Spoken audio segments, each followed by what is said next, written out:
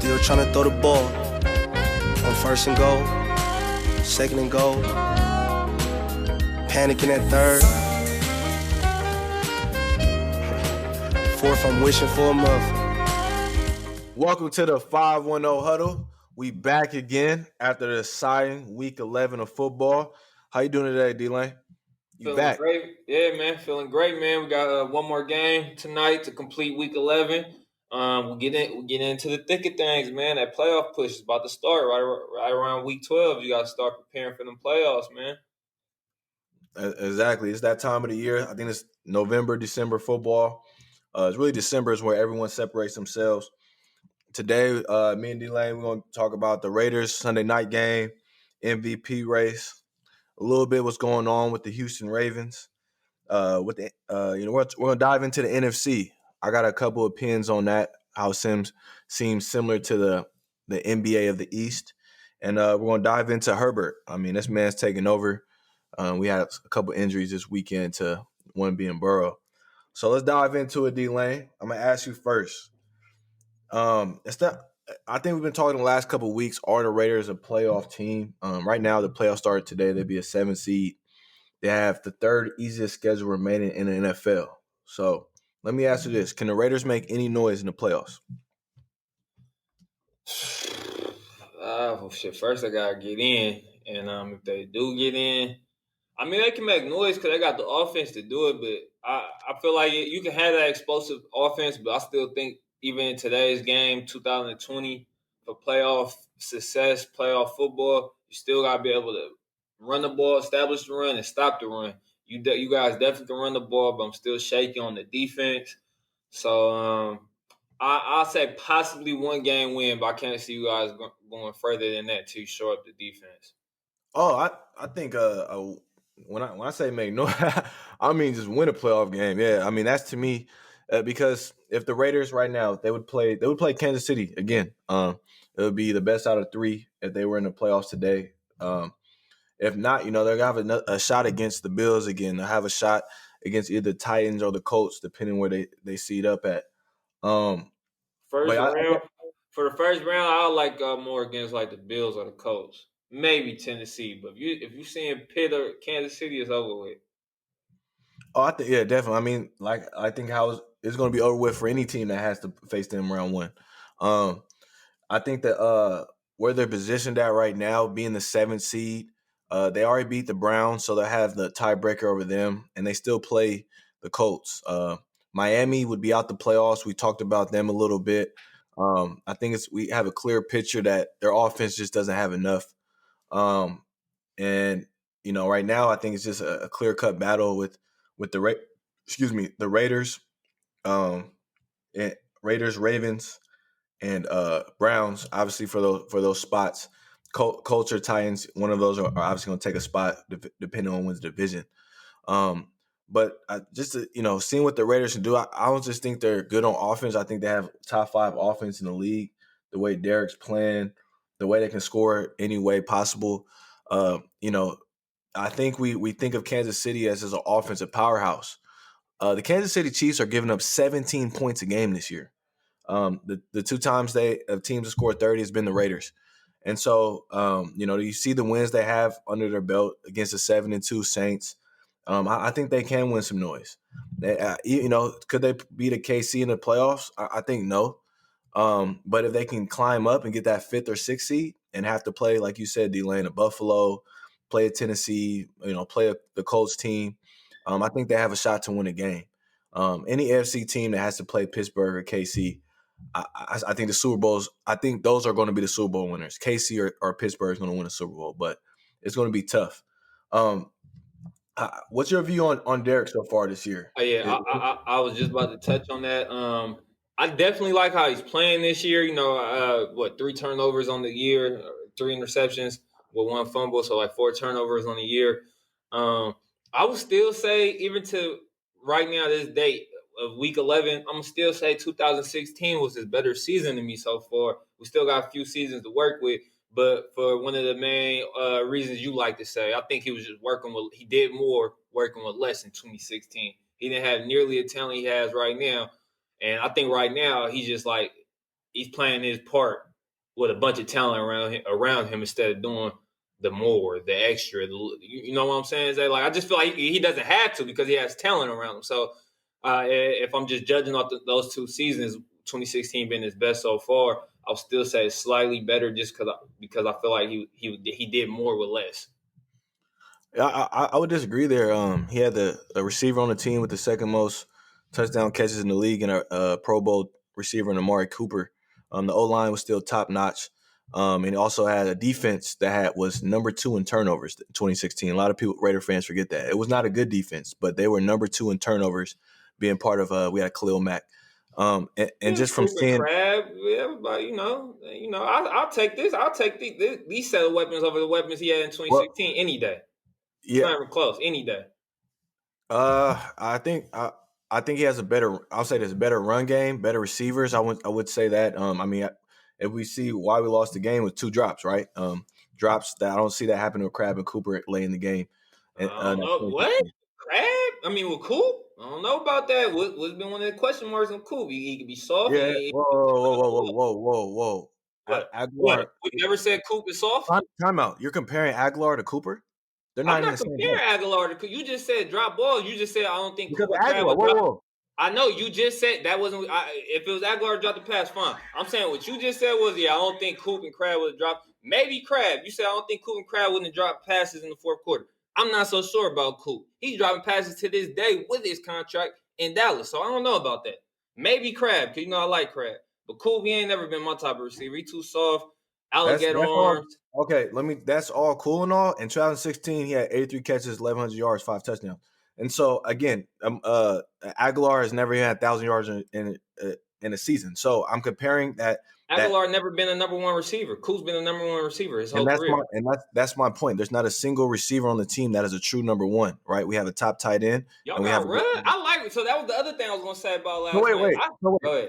I'm just trying to go your argument is 2016 because I seen every snap of 2016. Carr didn't even barely completed 60% of his passes in 2016. Had a defense. He had more possessions in 2016 at this point of the year. And he, like I said, he had 2 receivers that scored. One receiver as a Pro Bowl and one receiver that was second in the league in touchdowns. And so that's why I see this Carr is better. He's rushed for more yards already this year than he did in 2016. Actually, he's on pace. He's already surpassed the most yards he rushed in the season already, and we're not finished through this year. So that's why I say Carr is on another level. And we have to remember, You already made my point, Zay. You already agree with me. Go ahead. He lost against KC twice in that 2016. So he just did something this year, beat KC at their house. He's never done that. So he also put up 40 points against KC. He's never put that's most points he ever put up. But you already proved my point valid. You already said at the end of the discussion, you already said 2016 talent wasn't better than the talent right now. No, I said receiver talent was better in 2016. The tight end running back talent. We talking don't break it up. We talking about all around talent. We talking about all around talent around him. 2016 had more talent. Yeah, 2016 had more talent. What? No, right now had more talent. What are you talking about? Y'all didn't have no back. Y'all didn't have no tight end. Y'all didn't have no speedster taking over. Coop could get over the top. But come on, man. Don't disrespect Coop. And don't disrespect our we also had a good tight end that year. I'm disrespecting Coop. He's soft as hell. Y'all couldn't wait to get rid of him. Now you want to raise your pom-poms for Coop? Okay, nobody in NFL would say there's a single receiver better than Cooper on our roster right now. That's a fact, bro. I'm taking Ruggs over Cooper right now today. Just off the fact that I don't like how Coop plays. Okay, that's an opinion on Coop, but no one in the NFL right now would say Henry Ruggs is a better receiver than Amari Cooper. That's false. And the stats back it. It doesn't matter. Look at all the different quarterbacks. Coop is a more polished receiver as of right now. We still talking about a rookie here. But hold on, I want all that. Now that you mentioned Ruggs, that was my other issue I was gonna say with John and y'all offense. Period. What's up with Coop? I mean, with Ruggs only getting 1 target last night. Like, you got this weapon for a reason. I still don't see a consistent basis throughout the game to get Ruggs the ball. Y'all should damn near be trying to get him the ball 1 to 2 times a possession. Again, we'll talk about that later. I'm going back to the original point. This is the best card we've seen yet. I'm saying this is based off higher completion, best completion percentage of the year, most rushing yards of his career. Beat Kansas City, his most 30-point games in his career, and he had less possessions than he did in 2016 because he did not have that defense. So he has to score Jay, every stat more you just drives. said should be better because he has a better array of weapons around him. He has a real running game. Like, what are you Okay. saying? Yeah, Every stat okay. should be better because he has better talent. So what I'm saying is Oh, wait, 2016 was better because he had less wait. to work with. Okay, the O line was just as good in 2016 as it was now. It was the top O line. So the O It was, line's a yeah, it wash. was the O-line 2016. But I don't know. I think the O-line now even better. I like Miller right now better than Donald Penn. Donald Penn was towards his back end in But he 2016. wasn't. He made the Pro Bowl in 2016. Yeah, So but I'm saying he was. I'm 2016 he taking made the Pro Cole. I'm Bowl. saying Cole Miller is a better player than him, and than he was in Well, 2016. okay. Cole Miller. In 2016, that's why I said the O line's a wash. 2016, Penn made the Pro Bowl. In 2016, Rodney Hudson made the Pro Bowl. In 2016, Gabe Jackson was still our guard, right? So that's what you have to remember. We had a good O line. So like I compare it to this. In 2016, Derek Carr had better receivers, had the same O line, and he had a better defense, which helps you win more games. In 2020, the only difference from that season is the defense is worse, but he has a better run game. And so, and I think this year we have a higher completion I got percentage. better all around talent, bro.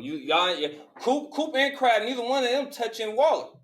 So that alone, Waller makes this receiving core better than that receiving core. Okay, Waller and then who else? Nelson, man, but you deny Nelson. I'm not saying that like he better than Coop, but he been balling for y'all all year. All I ever see every week in, week out is Raiders fans getting on me about Aguilar because I told y'all can have him. I didn't want his ass, but he been balling for y'all. That's fine. That's fine. But in 2016, Cooper or Crab never dropped balls to loses the game. And that's what happened yesterday. Aguilar dropped 2 third-down passes yesterday. Man. Coop dropped That's a lot fine. of balls in his career, That's fine. his Raider career, and in his full career. Raider and Dallas. Okay, again, name me a receiver that is better than Cooper on the Raiders right now. Waller. Okay, now name me a receiver that's better than Crabtree on the Raiders roster right now.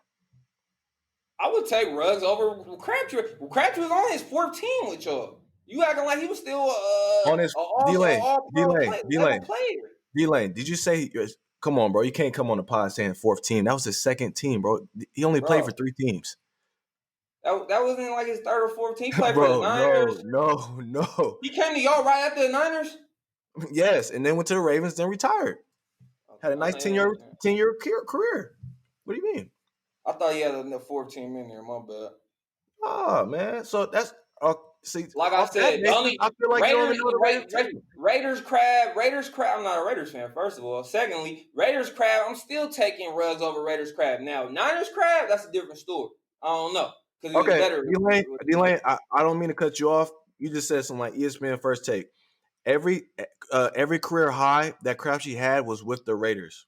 Because y'all threw the ball more, Zay. Of course, they was fucking a running team with the Niners, and the go-to target was Crabtree when they ran the ball with fucking Cat and Frank Gore. But what they do? They'll do a lot of plashing and throw the ball to Crabtree. He was his main target. So when the ball was being thrown, he was getting the ball. Okay, he was a number 2 receiver. He was a number 2 receiver with the Raiders and number 1 receiver with the Niners. And so, run base, I'm saying if he was getting the targets, he was the number 2 receiver with the Raiders, probably getting more targets than he did as the number 1 receiver in San Francisco because of how much they ran the ball. Let's not act like Frank Gore and Cap and Harbaugh wasn't pounding that rock. That was what Harbaugh was known for, pounding that rock down your throat. We're gonna see. Let's talk about okay, we go. What's up with the Ruggs from last night? With Ruggs, I think John Gruden said a couple weeks ago, and if you watch the All 22, it's very clear. He said Ruggs needs to work on getting it open. That's if you watch a lot of the one-on-one plays, like the quick slants, he's not getting open there. So then that leaves John Gruden, where this is where he is at fault at.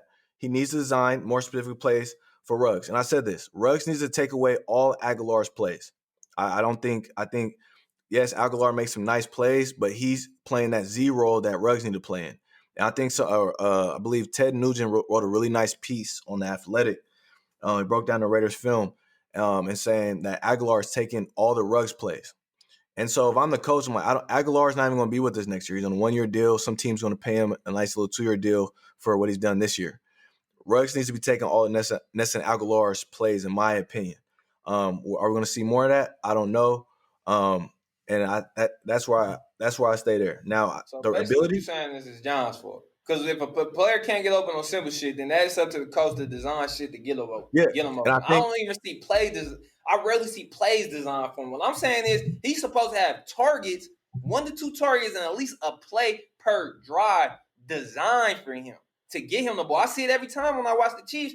They got shit literally designed to get Ty Hill the ball. What y'all got that speed for? And he the most explosive player on your offense. You got to find a way to give him the ball. I don't give a damn if it's reverse, quick yeah. screens, And flybys, put them in the backfield, do some but see, option this is where movement, it's weird to anything. me.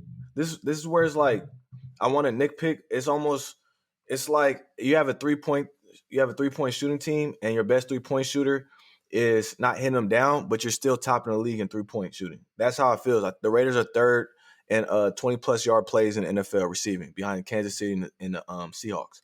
And so when you see that, like, hey, we're still getting them. We're getting an explosive play. You see it every week. We're just not getting an explosive plays to the player we want it to go to, like the Ruggs. And that goes to my original point. Nelson Aguilar takes more snaps than Ruggs. So if I'm Gruden and I want more big plays out of Ruggs, I have to take Nelson Aguilar off the field and put Ruggs in his spot.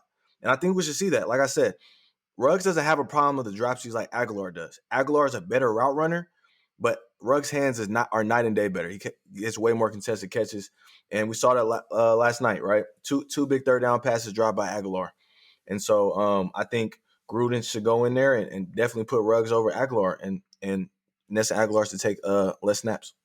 I think that's how you solve that. But I just wanted to. You were just mentioning we were talking about Carr, and then just better weapons. Crabtree. Similar targets that he had in SF.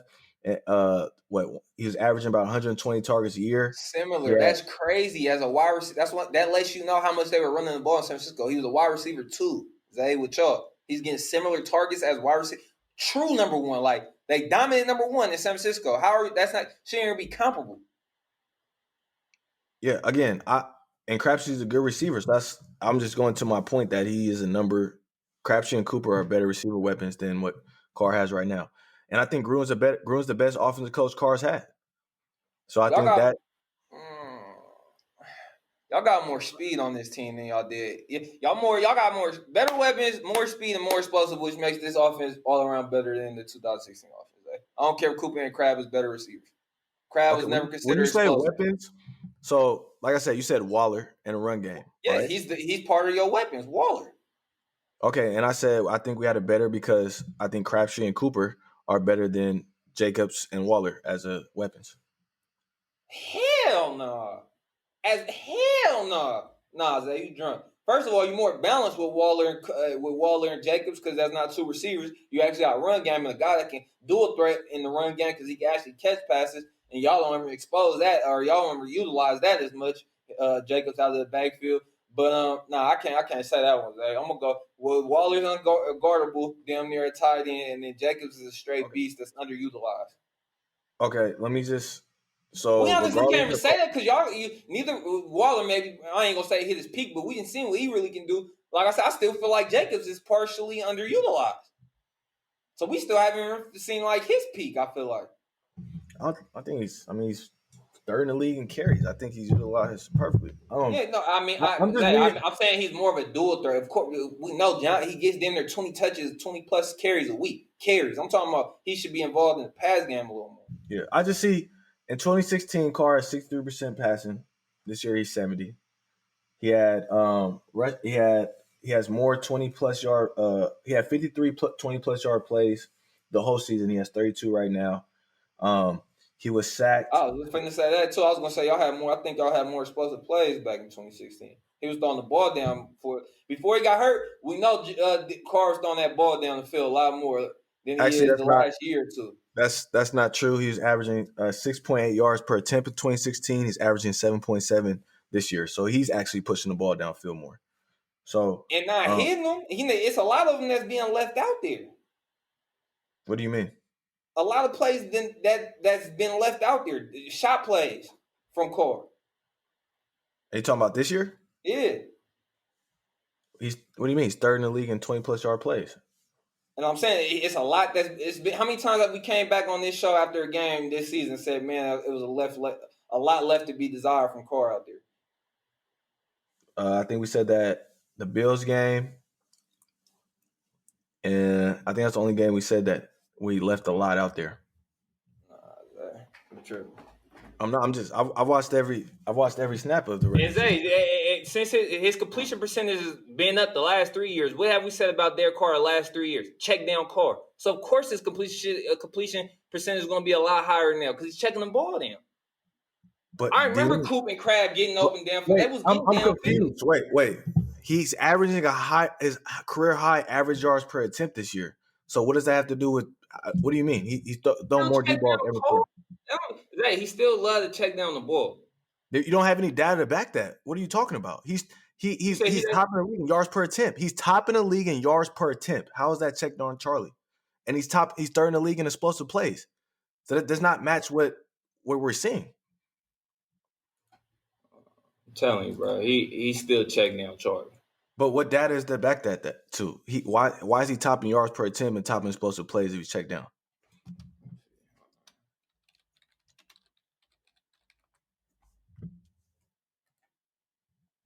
Where is hold on. Receiving catches. Dang, let it on here. I was trying to see how many 26.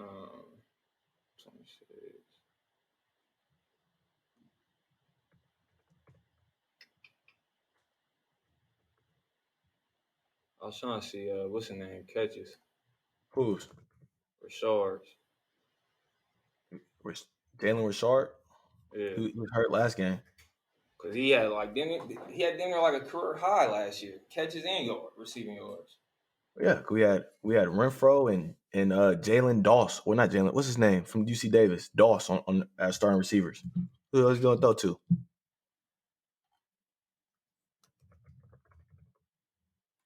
Like I said, man, more or less at the end of the day, I'm rocking with 2016 Corey. Yeah, I just to me, he's this season, like I said, his running ability is the best it's ever been in his career. To me, that's night and day better. Secondly, completion percentage. And he's winning these big games, competing against big time. They keep bringing up this man running and rushing yards like y'all got design run plays, man. We just breaking the pockets. You keep saying like, oh, he got career high rushing yards. Like, that was a knock. Oh no! What you mean that was a knock? Who's gonna knock a pocket quarterback passer for not getting rushing yards? Nobody. What are you talking about? What do you mean? You can go everything Gruden's been saying has been. This is easy. Obviously, that one is Peyton Hillis. And this one is my buddy Ryan from 4th grade. My fault. I was saying the knock on Carr was he needs to be more mobile in the pocket. And just real quick, Jalen Richard this year has 12 catches. So there you go. Yeah, shit. So that's the match. See how many damn carries? What's the name getting? Shit. So he ain't in the field. And Booker averaging like 5 yards a pop. Show ain't gonna see the field. Yeah, I'm just saying. So he has 12 catches. I mean, let's see how many catches Jacobs has, right? Maybe he's taking some of the catches. But the data doesn't check down Charlie. I'm taking 2020 Carr over. One, he has bigger wins, had a harder schedule this year than he did in 2016. And he has a worse defense than he had in 2016. So, to me, when you have less touches on offense, you got to be perfect. And I think he's shown that this year. And, you can rock the 2016 Carr. I remember watching those games and offense was, he was not as accurate as he was this year. He had a lot more of those weird picks where he just throws in triple covers. He averaged a point something better than he did in 2016 in yards per attempt. He was 7.0 in 2016. He's 7.7 this year. That nigga is still check down Charlie, bro. Stop it. Okay, I have a question. What's the league average then? Last year he was higher. Last year he was 7.9. And we was calling him check down Charlie. So Zay, you not making no sense. Oh, the stats match what you watched though, and we watched this year. Now so let me ask you. I'm just saying. I'm giving you the stats right back. Last year, in the last 2 years, we called him true check down Charlie. Them came from your words. All the last 3 years of Derek Carr. In the last 2 years, last year he had a higher point yards per attempt, and the year before he averaged 7.3. Okay, if you watch the game now look at you see the 7.8. Look at 20 plus plays next to it. You got to read the whole data. You can see the 20 plus plays in 20. I think he has more already than all of last year. So that again, you have to look at the full data. Yards per attempt matched with explosive plays. Hey, I'm not no numbers guy. I'm a eye guy. I I look look at at the I eye. watch You I love watch numbers. the I'm game. looking at the eye. You I just say he watch got more 20 yards than he did last year, 20 yards passing than he did last year, right? But how does he last year he had a higher average? Okay, yeah, D-Lane. We know math. We can't talk math then because you got to ask that question. You just said, how does he have a lower pass yards per attempt, but has more 20 yards plays? That because his accuracy, he's hitting on more 20 plus yard plays. That's what that means. He's connecting on them. Yards per attempt doesn't mean you connect on that, right? I can average 9 yards attempt and have the lowest completion percentage. I'm looking at yards per game. Yeah, yards completion per pass attempt. Oh no, I read that shit wrong. Yeah, that's what I. So again, I'm rocking 2020. I think there's a lot of data that backs it, and I'm seeing. And like I said, my biggest argument is strength of schedule, which was it's 6th this year. It was 15th that year. Last year, yards per. This is what I was looking at. Yards gained per completed pass. He was averaging more in 20 last year, and he averaged the same in 2016 as he's averaging right now. He averaged 7. And that's on the ones he's connecting. Again, but he has more 20 plus yard plays this year and at a higher completion percentage. Like I said, I'm going 2016 card, man. Less to work with on offense, and he's balling. Yeah, I'm taking 2020. It was MVP talk for 2016. There ain't nobody mentioning Carr right now in the MVP talk. Okay, let's run this. He was MVP talk. You're right. In 2016, there was no such thing as Patrick Mahomes. Russell Wilson, you have to remember, he is still not getting an MVP vote. So to me, that's not an argument based off that. Because so MVP votes don't start till Pat Mahomes came in the league. That's what you basically saying? No, I'm just saying there was. If you look at the AFC quarterbacks that year, look at Alex Smith was in our division still. Denver didn't have a quarterback. They had Osweiler. Look at the AFC quarterbacks. You had Ben Roethlisberger. You had Tom Brady.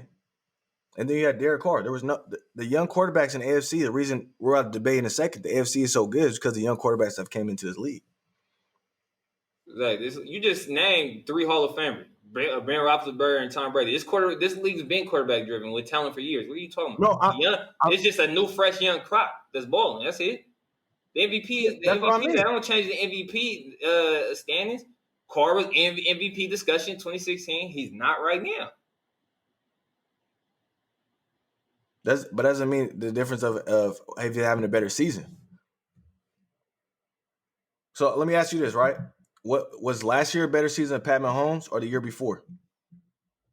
Clearly, the year before, and last year he wasn't in the MVP talks. What are you talking about? Because he missed 2 games, so he missed 2 games. But I'm asking you, this is a general question: was the Super Bowl winning Patrick Mahomes better, or was he better his first year as a starter? Like he was worse last year, right? Yeah. Why was he worse last year, even though his numbers were better? What do you mean? He didn't play a full complete game. What are you talking about? He threw 50 touchdowns a year before in a full season. No, but last year's completion percentage was higher. He was better in every category except touchdown passes. But why was he played less games? We couldn't say that if he played the same amount of games because he wasn't going to throw the same 50 touchdowns again last year, even if he did play all the games. No, okay, I know. 14.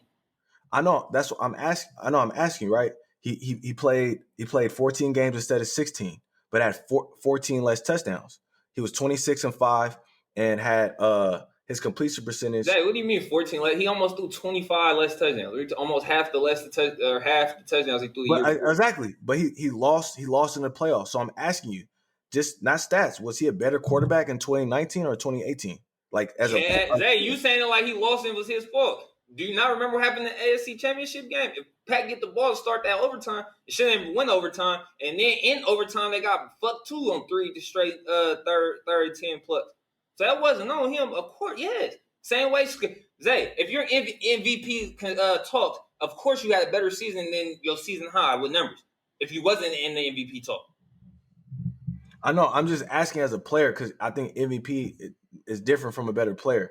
For instance, like Russ, right? Russ has never been in the MVP conversation. He's never been the best player in the league. Okay, that's what I mean, though. Does he have down years even when he's not an MVP? Like, is he not a good quarterback? Would you say he's not a good quarterback? No, I'm not saying that. Is he Okay, then that's what I'm saying. MVP doesn't really matter if you And have. I'm not knocking Derek Carr year this year either. I'm just saying he had a better year in 26. He was in MVP talk that year. This year he's not. That means that year was better, regardless if the numbers are better this year or not. I That just means look at it as a down year. He If led you're his in MVP winning talk year. with 28 touchdown passes and 9 picks, that was his number. 6. There's not a lot to work with if you're in MVP talk with that, because every quarterback that's in MVP He talk. went 12-4 and led his team to the playoffs. Exactly. I'm just saying with an easier wins and losses also play a factor. That's what I'm 100%. saying. All around. And I said because I remember watching that year, literally how we win the Panthers game. Khalil Mack sack fumble pick and we won. So I'm watching these games in 2016. Watching Khalil Mack ended 3 games for us that year. Literally ended 3. Hold on. Don't do Carr like that. We're gonna act like Derek Carr didn't have a career high in game winning drives in 2016. He had 7. Stop it now. Stop it. He did. He did. I'm not taking that away. But when you have does having a defense with the number 3 third most turnovers not help you as a quarterback because you have more possessions? That helped too. So I'm saying he don't got no comebacks this year. He got 1 comeback this year compared to 7 in 2016. That's another stat. He's better. He's in the lead. He's winning. His offense is better this year because of him. That's my argument. Nah, his offense is better because he got better talent. It's that simple. The proof is in the pudding on all your offensive numbers. Look at your offensive numbers as an offense then from this year compared to 2016. Wait, so let me ask you this. So 2020 Raiders are a better team overall than the 2016 Raiders. It still be determined because we don't know how far y'all gonna go. All I said was y'all got more talent on offense than y'all did in 2016. We talking Carr. I am talking. As I'm saying, I think the Raiders' offense is better because it's the Carr's best year. That's why I asked you. I'm saying no. So what I'm saying is, if Carr played like he did in 2016 with this talent, he'll probably have better numbers. I don't think so because he threw way more picks. He threw so many turnovers that year. He threw 3 more picks. He got 6 games left, and he got 3 picks right now. He threw 6 in 2016. He got 3 right now. Yeah, I know, but he had two of those. I remember he had two pick games that year. Yeah. So that's what I mean. Russ got 4 turnover games. What that mean? But Russ is a better quarterback than we're not putting that against Carr. Russ and Carr are not in the same conversation. That's Super Bowl winning quarterback. We are as far as in the MVP talk because Russ just knocked himself completely down with all these turnovers. No, he definitely does. But I'm talking about Carr. 2020 season is better because the offense is more efficient. He has a harder schedule, and he doesn't have a defense at all. He has no defense. All right, let's move on. That was your case. In my case, I just felt like he did more or less as far as talent-wise on the offensive side of the ball. I'll take 2016. You taking 2020, Corey. All right, actually, the best argument we're going to see in the year, whatever Raiders team has more Pro Bowlers, that team will be right? Because that 2016, y'all had some Pro Bowlers on 2016. Yeah, so I think we had 9 Pro Bowlers. So if this 2020 team doesn't have more Pro Bowlers than that, then it shows what team has more talent. Hell, who you think y'all not even sniffing 9? There might get like 5. Who you think gonna go? We're gonna No, that's my. So I don't mean to just stay on this topic. You okay? Nah, you trying to? I see what you trying to do. You trying to do?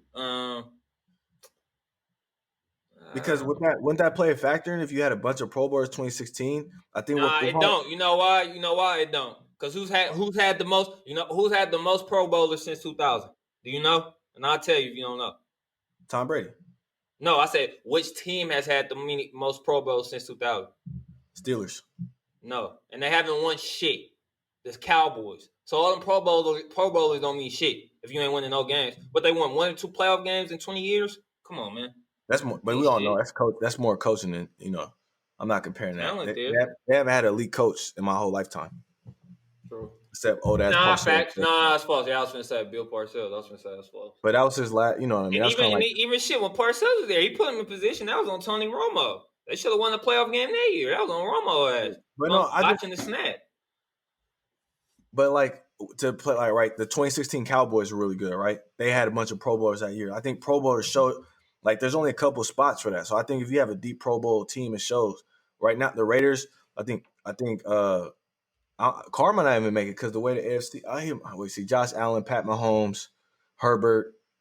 I think those are the 3 locks, and then Carr 4 maybe, right? So Carr might not even make.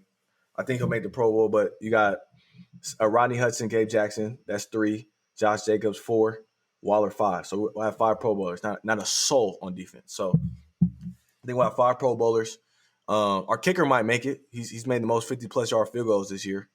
So that a kicker. And so yeah, that's all. I mean, I'm just looking at the Pro Bowl roster from that year. With the Pro Bowl was Carr, Mark Cooper, Crabtree, Penn, Kalichi Osemele, Rodney Hudson, Gabe Jackson, Khalil Mack, and Reggie Nelson because he had 9 picks. We had a safety with 9 picks that year. That's crazy to see. So yeah, that was the Pro Bowl like squad. 8 or 9. He led the league the year before with Cincinnati before he came to go. So Marquette King made the Pro Bowl as well. So yeah, that was a Pro Bowl roster. But let's go into the MVP since we were just on card. Let's go into the MVP talks. I know it's been I talked last week. Pretty much Pat Mahomes to lose right now. I don't think Kyler closed the gap at all. Obviously, he lost. Aaron Rodgers lost. I think it's Pat to lose. I'm starting to just fade away. No, I don't see any second option here with 5 6 games remaining. So yeah, it's Pat Mahomes all the way. Only 2 picks. And I can't see him losing or having a game, especially looking at his schedule remaining. And all he's going to do is pad the games against Tampa. So yeah, I got Pat all the way. Oh, now niggas want to pick Pat. Hey, I'm not biased. I'm not emotional. I don't ride with somebody just cause. So what you mean? Just cause I've been rocking. Hey, I stick to my guns and stick to my roots, man. If I call I stick to what my eyes see, eyes and data. Your eyes had you blind for about 2 weeks when I was telling you about arresting all them damn turnovers, and you was still talking about he had a lead. He had 1 bad turnover game. I was like, no, he was no. Both I was having. I said he had 3 losses with 11 turnovers. It was after he had the 3rd loss we was arguing, and I was like, bro, you can't have that many. You remember we was arguing about him having them turnovers? You was like, bro, he got to press like that to get to keep him in games. I'm like, regardless or not, that's still on him. Them turnovers, regardless if he has to press or not. Yeah, I said Pat, and I don't see anyone else really being Pat because 1 is Pat Mahomes, best quarterback in the league. 2, he has the best coach in the league. 3, he has a defense that's top 5 in the league. Too many weapons. I just don't see how Pat. I don't see how Pat even loses MVP without injury in these next coming years. I'm thinking about Kyler, right? I don't think Kyler defense will be good. I'm just thinking about how MVP works. Like you said, the record has to go with it. You have to have the division Pat's in, right? The hardest game he's going to have to play every year is probably the Raiders, right? The NFC West is those are I think the only other place where MVP candidates can come out. Aaron Rodgers getting old. I think we might see Pat Mahomes do what Peyton Manning did and rattle off like 4 MVPs in a row. I'm all the way on that. He's still on his ass. Like even if he could possibly rip off 3, 4 in a row, I'll give him that. But I'll say this: none of them will be easy. None of them will be a landslide like 2018 because A-Rod getting old, but he's still playing at a peak, 68% completion percentage, 29 touchdowns, 4 interceptions. He's still right there. You still got a young prime Russ, and then next year D-Watt and Kyler gonna take that next. They're gonna keep growing. So I can see him winning a few in a row, Pat for sure, but I just won't say it'd be by no landslide. Like I definitely see some other talent. I like Dalvin Cook if he could possibly get his team in the playoffs. I don't know about MVP, but he's definitely right there in talks as well. I definitely love the way he's been running the ball and playing this year. No, yeah, I mean, I think a running back to get it, they're gonna have to definitely lead their team to the playoffs and be that 2K season. You gotta go crazy. Yeah, I just don't see because I like the point you made earlier. Record matters, so you can have you playing out of your mind, but if you're at one seed, 2 seeds, you're not winning it. And when Peyton Manning rattled off those 4 MVPs, he was a 1 seed, remember, and he couldn't get over the hurdle with Tom. I think got him once out of those 4 years, but it's all about your record. And I just don't see who is going to be at elite level at receiver. Receiver at quarterback with a good record. That's better than Pat and the Chiefs. I don't see it happening. One, it takes something special, right? That quarterback. You talking about year in, year out? Yeah, I'm just talking about. I'll put Russ there just because we know he in his prime and the fact that the offense is built around him now. He has one of the most unguardable weapons in DK. And then I feel like as far as moving forward, I don't think the defense can get any worse in the years to come. Shit, they're historically bad right now in terms of yards given up and shit. So, and we know that's Pete Carroll's MO. They're usually not this bad on defense. So I think Russ will have action for years to come just because of all those reasons. And I definitely think his defense But should be this is better. where it sucks for Russ, right? I think Russ and Kyler could play out their mind.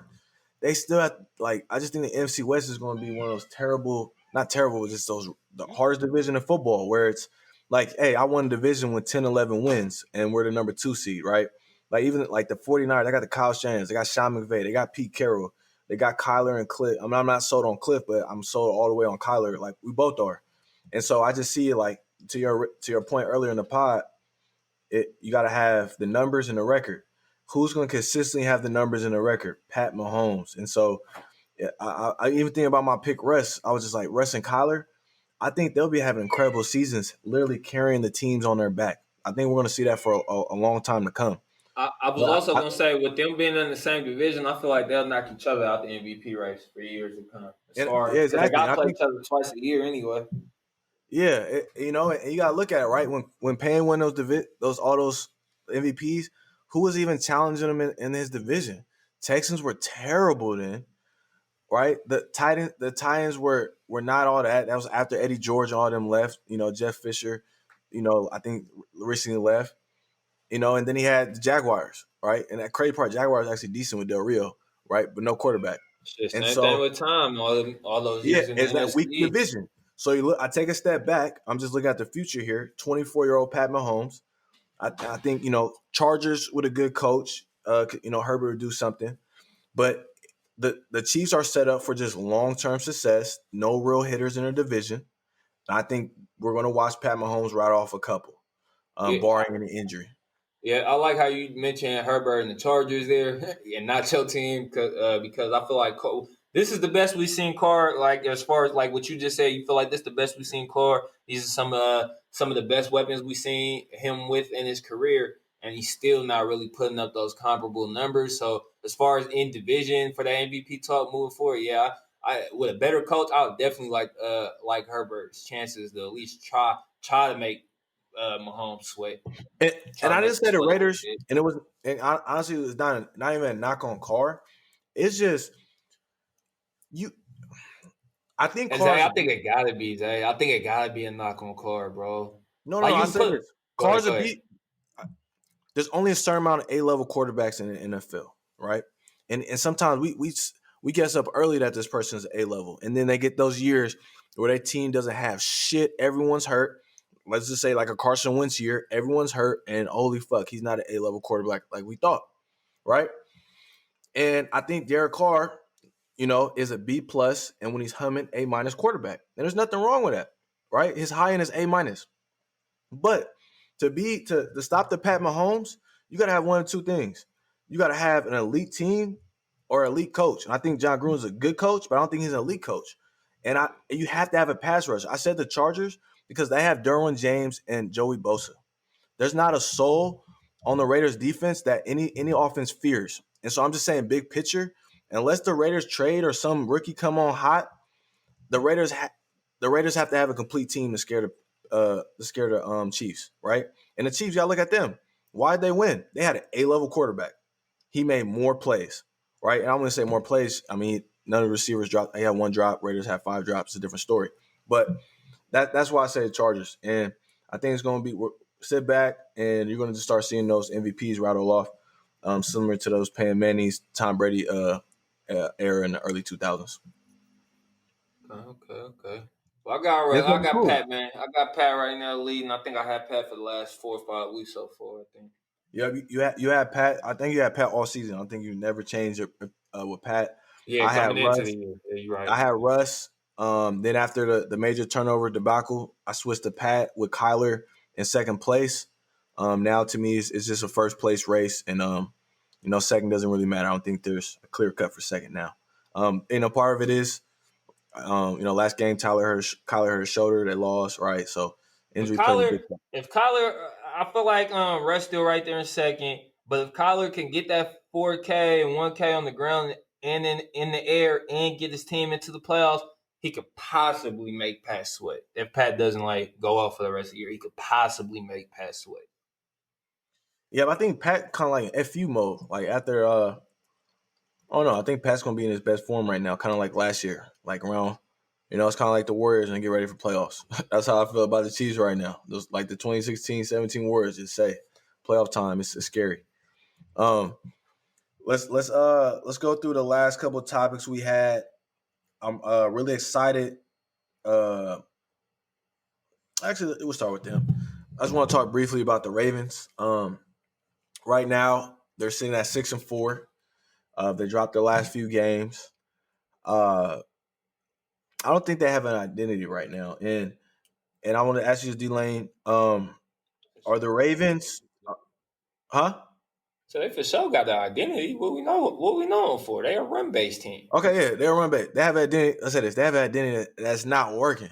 So, what do the Ravens? Let me ask you this: what do the Ravens have to do to get back to that 12-win football team, MVP Lamar? To be competitive because right now, they got a big game against Thursday night against the Steelers, and it's looking like it could be a blowout. What's your thoughts? Yeah, I actually think that's a game that the Steelers. I'm not, of course, they take it serious. It's a kind of divisional game, rival opponent, but that could be a trap. Not really a trap game, but they need to watch that one because I looked at the Steelers schedule. That's one of their last tough games on the schedule. So they definitely need to get by the Ravens. But as far as for the Ravens, I still believe they're a 12-win team as far as talent wise. They still got that talent there. But coming into the year, ending last year. What have we said, man, about the Ravens? They're only going to go as far as Lamar's arm can take them. Like I said, I corrected you because I believe they do have an identity that can win football. Because in the playoffs, you need to be able to establish the run and stop the run. So they definitely can do both. But to get to the Super Bowl and win the big game, you need a quarterback that can make those big-time throws downfield. And we seen it last year with the Niners. That's why they lost the Super Bowl. They got there. He was good enough. They could establish the run. They could stop the run. So that was good enough to get them there. But they didn't have that QB talent to get them home. And he missed Jimmy missed big throws down the field late in that game. And I see the same issues with the Ravens and Lamar. Lamar hasn't taken that next step forward in the passing game. Especially, I sent a stat before this week's game. I don't know if it changed, probably a little bit or dropped, either or. But I sent a stat with Lamar on 20 plus throws. I believe I think it said he was like only 18%. It was something horrific. It was something bad. He was like 18% on complete, like hitting those 20-yard plus throws on the whole season. And I was just like, man, that's awful. That's bad. There's no explosiveness, no explosive plays coming from your offense if your quarterback can't hit 20-yard throws or throws down the field. So, yeah, man, I'm sorry to say, but the Ravens are stuck in the same situation for the past two playoff runs and this season as well, as far as they're not going to go nowhere until Lamar can develop as a passer. 100%. And like I said, I've been calling them the Houston Ravens all year. I might have to stop calling them that because Houston gets the 1-2. They get good seeding. They're supposed to win the regular season, and teams are stopping them. I picked the Titans to beat them. I just thought they had more talent, and Vrabel was going to make it hard for Lamar. Ironically, Lamar actually didn't have that good of a running game. He had one of his best passing performances of the year, and it was not enough against the Titans. I'm really this is year 3, and I'm judging Lamar Jackson to Josh Allen. I believe they came in the league. Josh Allen had a natural strong arm. I think between him and Patrick Mahomes, strongest arms in the league. You might have to put Herbert in there now too. But we've seen Josh Allen get better every year through passing, higher percentage every year. You can see the progression from the short, mediocre routes. And that's not happening with Lamar. And I'll give the Bills this credit. They went out to get Stephon Diggs this offseason. But the Ravens, and this one I kind of on the GM, they've put so much cap money into their defense. Their defense is loaded. They've put a lot of cap money into their offensive line. And I think we talked about offline about this, D-Lane. This is not the NBA. It's not MLB. We have a hard cap in NFL. and you have to build your team certain ways. And so when all your money's tied up to the O-line and defense, it's hard to get an A-level receiver in there, right? And shit, Zay. I mean, that's kind of the time when you do want to put money into the other spots, as far as when your quarterback's on that rookie contract. Lamar's still on that rookie contract. so, and then you ask yourself, if you're a GM, you're like, okay, if I know we have the most dynamic running quarterback in the league with a top O-line and top defense, with what we believe a really good coaching staff, we should be able to win 10 plus games. And if Lamar just gets a little better as a passer, we should be a complete offense. I think that was their thinking as a GM, right? It's obviously not happening. Or you go like, hey, let me go get a top receiver, but Lamar's struggling to get the ball to him. Like, could you imagine Odell on this offense? Oh, I think he would. That thing would look similar with Baker. So what I was gonna say, Zay, is the only thing with that is I don't even believe I really need to go get an elite receiver. Hollywood Brown is open. He's open a lot. That's why he tweeted that shit. That's passes last game, though. No, I got you, but I'm saying that's why he tweeted that shit a couple weeks ago. I forgot what he said, but he's basically like, "Why you got me if you're not gonna use me?" And it's the truth. It's not using them. It's just at the end of the day, Lamar's not hitting the throws, bro. Like I don't give a damn if you got Odell out there, D-Hop. Like D-Hop might help him because D-Hop's covering and he still can catch the ball. You can just not throw it up.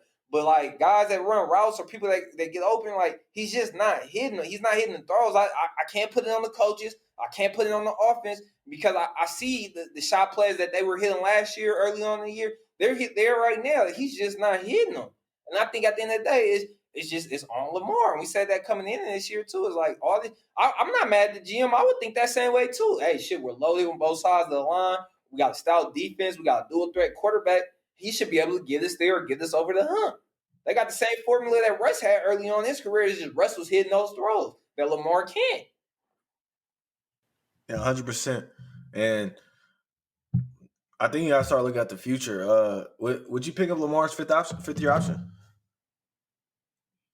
Would you want to give him? Pick it up until you get somebody behind him that you also feel like you can start working on. Like they need to get somebody this off season or next off season to start prepping, just in case you do got to move on from Lamar because he's not taking those progressions. All right, let me ask you this right now. Let's play this little game. I'm gonna ask you. I'm gonna tell you a quarterback, and you tell me if you'll take him over Lamar. Right? Just right now, what we've seen. Okay. With this Ravens team. Yeah, this Ravens team. Right?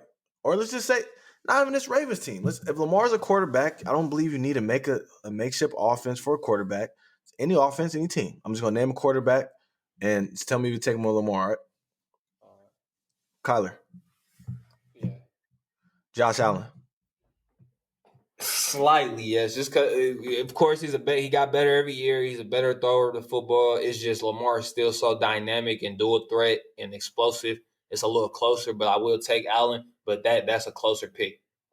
It's crazy. We go off the call right now, bro. Get on Google. They compare Josh Allen's rushing stats to Cam's first 3 years. It's almost identical. He's like the white boy Cam. All right, Russ or Lamar? Russ.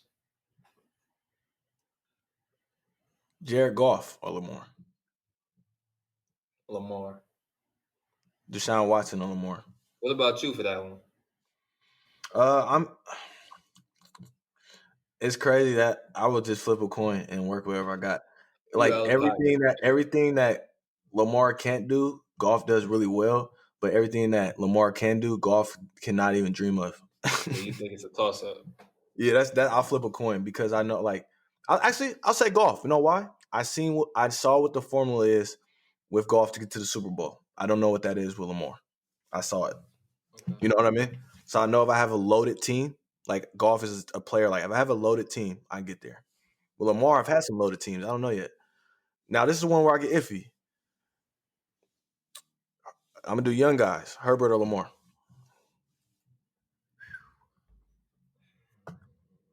Herbert is already on pace to break every rookie record passing. And hasn't played the first 2 games. Fuck. I'm gonna go Herbert. Joe Burrow before he got hurt or Lamar. You know I like Joe too. I mean, you see what Joe did. Yeah, if I'm the GM or if I'm building a team, I'm gonna have to go. I'm gonna have to go. I'll go Joe. Joe. So I just named every quarterback under 30 outside of Derek Carr, and yeah, except Derek Carr, and just to see a young group. So all the guys I named, Lamar's the weakest out of the under 30 group, the future of the league, right? Yeah. I think he's better than Tua. I mean, Tua got benched just from a dynamic ability. I think I think I don't know. The reason I said I think if you're the Ravens, you have to look at another quarterback after this year, being that if you look at all the guys under 30 and you don't have one, you have the bottom one or close to bottom one. I think you have to look at a new quarterback. Would you agree? Because these are the guys you have to compete with the next 10 years.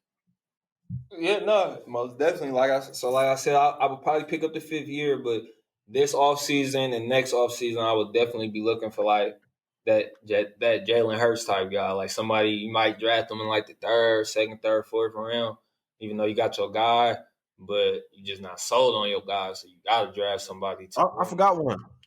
Would you take Dak over Lamar, right?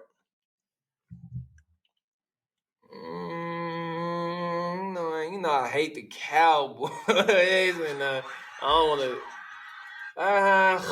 Non-biased. You watch them twice a I'm year. trying to be non-biased. I watch a lot of Dak because he's in my division. They both got good leadership qualities. That's why I love Dak. Like, if I knock Dak on anything, I'll never knock him on his leadership because Yeah, Lamar is a great leader. I'll give him that. He got that. Yeah, both of them. But I go Lamar slightly. I'll go Lamar slightly just over dynamic ability. Okay. Lamar, okay. And then the last one, Carson Wentz or Lamar? I rock with my guy. I gotta rock with my guy. Yeah, okay. Now I just want to He mobile and he can throw the ball. Yeah, so I think if you're a GM, you're like, every guy under 30 right now, I gotta play the next 10 years. And I know if I go toe to toe, I ain't got the best guy on the field throwing the football. So it's something to look at. And I will look at it's not a bad thing. Because if I'm the Ravens, shit, you could be aggressive this offseason. I could trade Lamar right now. Hey, Bears, I'll give you a first for Lamar. Y'all team ready to go. You got weapons, right? Shit, you damn near ran the same offense as Mitch. He's a better thrower than Mitch, a better athlete. You won 12 games like that with Mitch. So you can bring in Lamar, better athlete, and throw better than Mitch. And Mitch is one of the worst quarterbacks in the league. So I think if I'm the Ravens, quick call to the Bears. Bam, let me trade up. Trade Lance. Let's get this thing moving. I don't know. Whoever the quarterback they like. That's a possibility. And it's no lock on Lamar. I just think put Lamar in a new situation. I think he's a starting quarterback. But if I'm the Ravens with my GM hat on, I'm like, hey, I can't have the weakest group, not the weakest, but not the best quarterback of the young 30s, because that's how you fall behind as a franchise, right? That's how you end up like the Detroit Lions, right? When you take Stafford, right? You just keep having Stafford for 9 years and nothing really happens. I always felt Stafford was talented, though. I just felt like he never had a great situation. Good situation. I feel like he never really even had a good situation. Maybe with Megatron makes it good. You're not going to like this, but I think I said the other day, I think Carson and Stafford are the same type of player. Every single physical tool has everything, can throw the most beautiful ball, do all that. But it's that kind of gunslinger that they cannot get out of them. Because Stafford and Carson would throw a throw that no one else in the league can make. The next play, like, what the fuck are you doing? It's that aggressive mindset.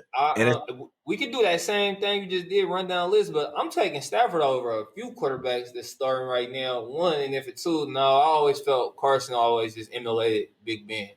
That always been my best conference. I think Big Ben is what you want from a gunslinger. Like Pat Mahomes is a gunslinger, and right, he will make that throw from anywhere. I think Josh Allen got more of that Big Ben gunslinger without the accuracy. Because doesn't it feel like Big Ben is more controlled? I see some Big Ben and Josh. I always just said it about Carson because since I seen Carson come in the league, I seen him like make throws with people draped on his back, just like Big Ben. Yeah, no, I think Carson's more athletic and stuff than Big Ben, so I think he does that more. I say he's just like Big Ben for his recklessness of his body. You know, Big Ben literally don't care about his body. That's why he misses 2 games a year his whole his whole career. But yeah, he's yeah, I think yeah. Okay. Now I want to get up my last point on Lamar. Now I just thought about this. Whose first 3 years is better, Cam Newton's or Lamar's? And we saw with the loaded team, you can go to the Super Bowl with Cam. And I told you all the time, I don't feel like that team was loaded, at least on offense. I mean, they had a run game, and they just had Olsen. That's really it. Yeah. But I think that's the Raven mindset, right? They probably like, hey, if we're just the Panthers, good defense, run game, we can go to Super Bowl. We've been in AFC Championship every year. shit, so you might have to take. There's no doubt Cam got a stronger arm than Lamar. It's not even close. That's always the difference. He has a rocket. When you have a rocket, it's scary when you get outside the pocket. When you don't, it's just like, okay, guard the short routes, tackle Lamar. I'm probably taking a prime healthy Cam over Lamar as well. Me too. Yeah, I am. It's not even probably. I am. And you know me, I've been disrespectful on here against Cam. I'm taking, Cam fresh in the league, nice and healthy, was something I've never seen before outside of Mike Vick. And it was even different because Cam was just like, bro, you look like a tight end right now. How are you even doing this? Yeah, Lamar for sure the Russell Westbrook on the Houston Ravens. Man, I like that. That's a great yep. Either Russ for sure. I was gonna say Russ, he really more Russ OKC individual play, but his talent around him is better than what Russ had in OKC. So he like Russ and OKC with the Rockets around him. You feel me? Yep. There you go. I like that one. That's spot on. MVP of the league, put up numbers, hella shit, but not gonna really win nothing. One and done in the playoffs. No, definitely. Let's end off with this last topic. We've been talking a long time. You wasn't on last week, so we missed out on a lot. Shit, we spent about 30 minutes talking Derek Carr. That's like the Raiders it seem like they're relevant again. If we talking 30 minutes, that means they're doing something. Yes, sir. Yes, sir. I just want to talk last about this NFC, the NFC as a whole. Last week when D-Lane left me solo, I was talking about how the NFC was it just seems a huge gap between the NFC, like the AFC. We see the AFC, there's a bunch of teams fighting for the playoff spots. Like the Dolphins are 6-4 and are a 9 seed right now, right? Do you think there'll be a huge gap going forward in the NFC, or do you think it's just a year where the AFC is dominating just because of the way Niners dealt with injuries, but Tampa and Saints got all QB. So what do you think of the NFC right now going forward? Yeah, I think it's really relatively even because you got to think moving forward, Kyler's only going to get better, so it's going to elevate AZ. AZ's already in the middle of the pack. San Francisco's definitely coming back healthier next year, so that's definitely going to put them right back in the conversation. Hopefully, if my fucking Eagles can get back healthy, that'll put them right back in the conversation. You can possibly say the same thing. No, I was going to say the same thing for the Falcons. They got talent, but their defense is still trash. Cowboys. I was going to say the Cowboys. You know how I feel about the Cowboys. But they're like a 9-win team. They're not something you're really scared of. My fault. Go ahead. No, what I was going to say was I think the bottom seeds in the NFC are possibly scarier than the bottom seeds in the AFC. And hear me out. As far as I think Eric Bull is still like a three-way tie for that NFC West. But let's say Arizona or Rams, whoever. Rams, Arizona, the Bears got good. I think all three of those teams are better than Cleveland. I think they can give Tennessee a run for their money.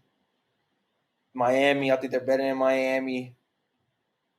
So I just feel like the lower seeds in the NFC, like this playoffs coming up, will give the top seeds a better fight than the AFCs. What you think? No, that's a great question. I was thinking about today. I mean, let's see, right? We just say the best 2 teams in football, right? The Steelers, Chiefs, right? I think that's undebatable. I mean, you can debate who's 1 or 2, right? Would you agree there? Yep. Okay. And then after that, you take a step back, right? And like, okay, who's the third best? I would probably say the Saints, right? So the Saints are the big dog because they're doing with new quarterbacks, good coach. And then I just think there's a drop off. And I like how you brought the NFC West.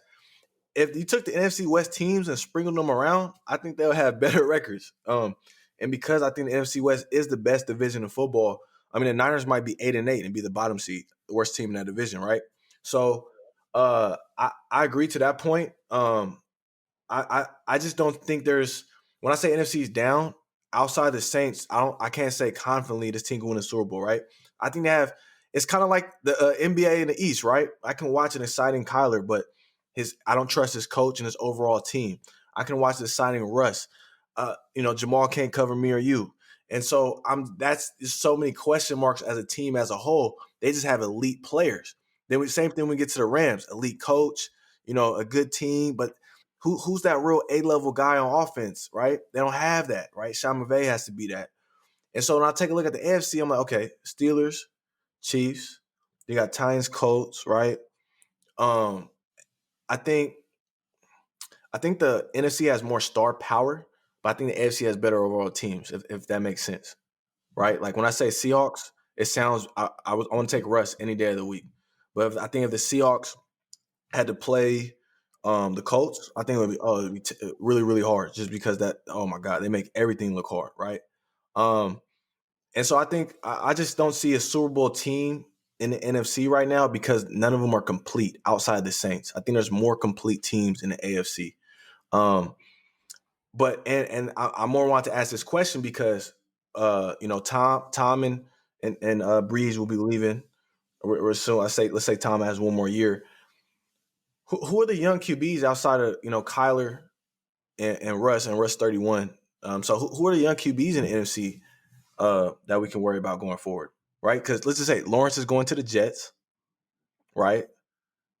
That has an AFC quarterback. I'm just trying to think of young QBs, right, in the NFC that we have to worry about in the future outside of Kyler and Russ.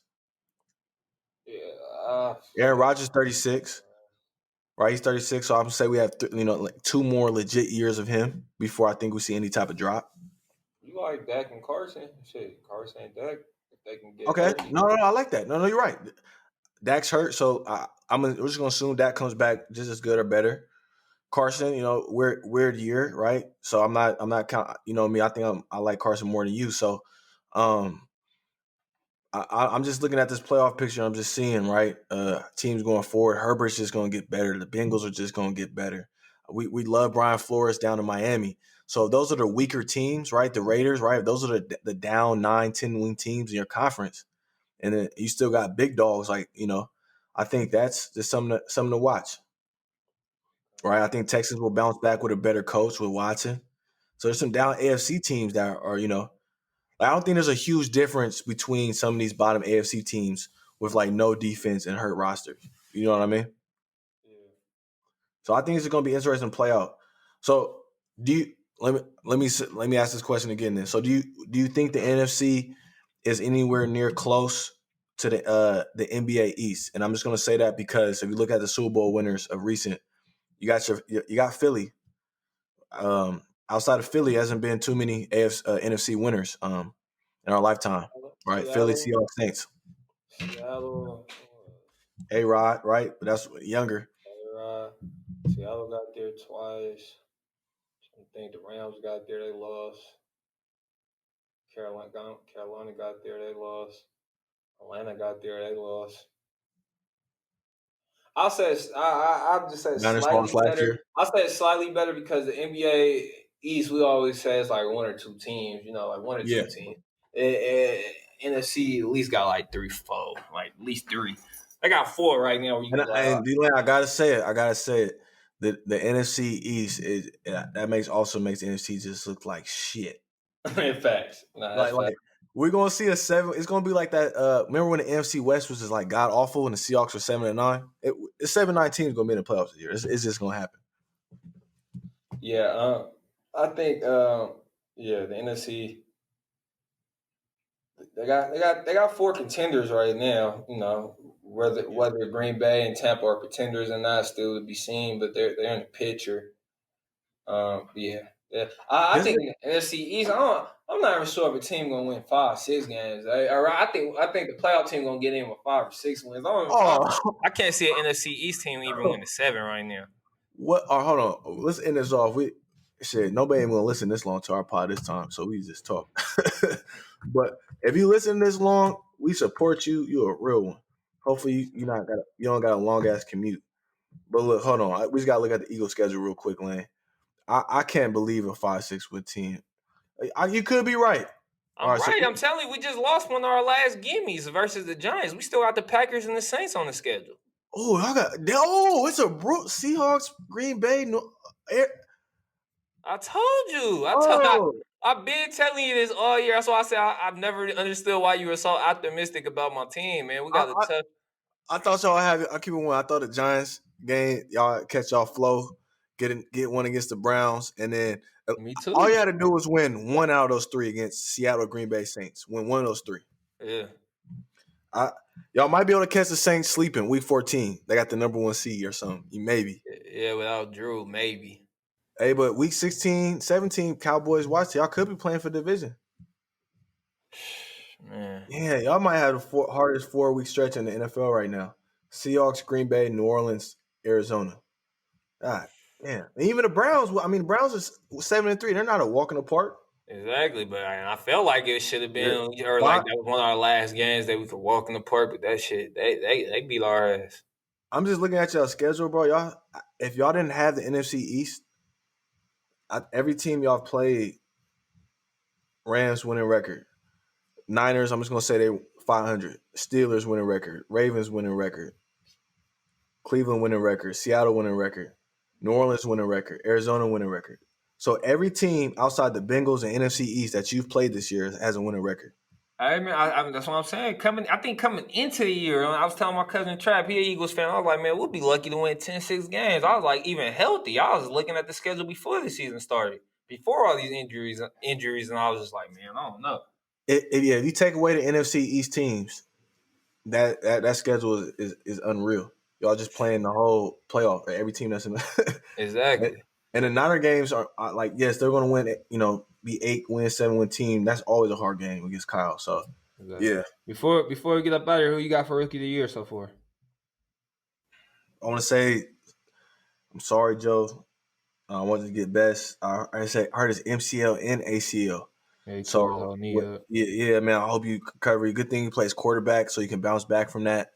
But I think it's clear winner now. We got Herbert. He's about to break every record for a rookie quarterback. And I think it was Joe before, just because, Joe didn't have Mike and Allen out there. He had Boyd. Joe Mixon been hurt. He's had me at slot. You know what I mean? So, I got Herbert all the way. And yeah, shout out Herbert, man. Yeah, definitely. I want to send my thoughts and prayers out to my boy Joe Burrow. Coming into the year, I had Joe winning it. I'm gonna go with Herbert for right now, but it's somebody on his ass, man. You gonna have to tip your hat to my guy. He actually play your position, and I wish my Eagles would have drafted him. Justin Jefferson is balling, my guy, balling.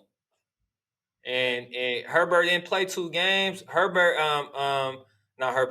Jefferson's on pace to shatter all of Randy Moss's records from his rookie year, catches and yards. No, I want to just add on to your point.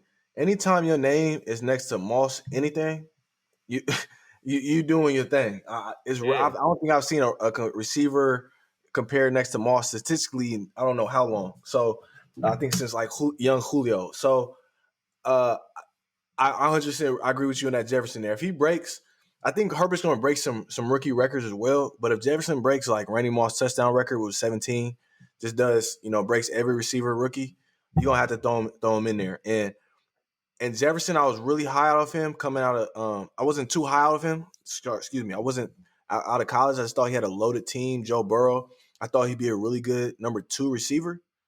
He looking like, no, I'm gonna be better than Diggs. Y'all gonna forget about him. And another reason why I say you gotta tip your hat in there for him. First of all, he got 400-yard rushing, 100-yard receiving games as a rookie, and you also got factored in Herbert got thrown into the fire, and he's the trigger man. He's at the quarterback position. He gets to do everything, right? He's the number 1 guy right now. Jefferson is playing with a true number 1 receiver, and he's still balling. He's playing next to Thielen. It ain't like he's just the only receiver over there getting all that targets, catches, and yards. Like, he's playing with a true number 1, and he's still performing like he is. I definitely think you got to throw his name in that race, man. No, I think you definitely throw him in a race. So you got him 1 or 2? I got him 1 right now, and I got Herbert 2 because Herbert didn't play the whole year. Okay, yeah. I won't disagree there. I mean, Jefferson, like I said, the numbers and his play backs it. And the only reason I'm gonna say Herbert squeezed through with the win, like I said, unless Jefferson. Well, neither one of them is winning by a lot, but I'll also say Jefferson has the edge because his team is a little better win-wise. Then they got like 1 or 2 more wins. Yeah, no, definitely. And the only reason I think Herbert, he's quarterback and he's been getting national attention. Like, guys like Richard Sherman saying it's the best rookie he's seen. When you just get a little more national attention and you play quarterback, it'll sneak you out. But if you're going position by position, the rookie of the year should be the right tackle that the Patriots drafted. My Lord. I can't even pronounce his last name. He has a pancake highlight reel and it's only allowed 1 sack all year. So I just want to give a shout out. I can't pronounce his last name. It starts with an O, and I ain't trying to butcher it. Number 71. So shout out to my lineman out there. He by position, but linemen don't get love like that. Exactly. But yeah, hey, that's all we got. 2:30 every Friday. We got our game picks. We talk football.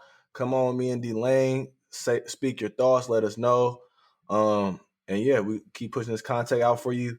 And remember, off season we'll be back with our guests and keeping y'all entertained, man. So man, we got a lot locked in the vote. We ready to let something out. We just waiting for the season to end, wrap up. But we definitely got a lot of fire pies in the vote for you guys. So thank you for the continued support and check us out 2:30 Fridays. Yes, sir. Still went for it. It's time to change the club.